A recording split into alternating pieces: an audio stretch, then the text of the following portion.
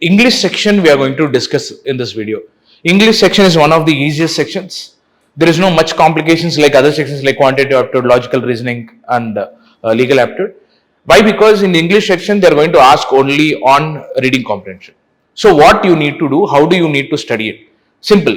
Because since they are asking you about reading comprehension, that means you need to read the passage, comprehend it and answer accordingly. You need to develop two important skills. One is reading, that is you need to understand the vocabulary well.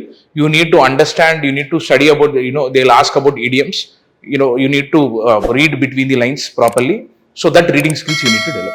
The next one is comprehending skills. What do you mean by comprehending skills? So for example, you will read the complete passage. You need to know what author is trying to say, what type of tone he has, what inference can you take out from that reading comprehensions. These things that you need to know. It is general for every exam. If you take any MBA entrance exams or you take any exam which has English section, reading comprehension will be mandatory. That's why if you take in the CLAT, this section has no much complications. It's a very, very easy section and it's a scoring section also. Please remember this one.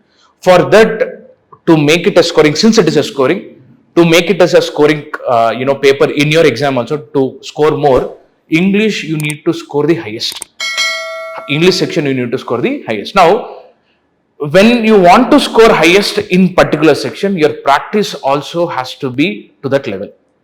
You need to practice as many reading comprehensions as possible, because you are reading anyway newspapers daily for GK section. Your reading skills will improve, but you need to practice them, from the other entrance exams. Which is a best entrance exam paper that you can practice is MAT. MAT is a MBA entrance examination. You can take MAT to previous year's question papers, practice all reading comprehensions there.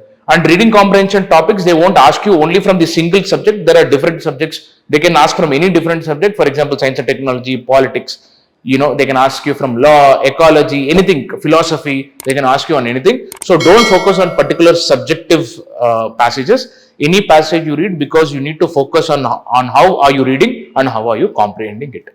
Okay. So thank you.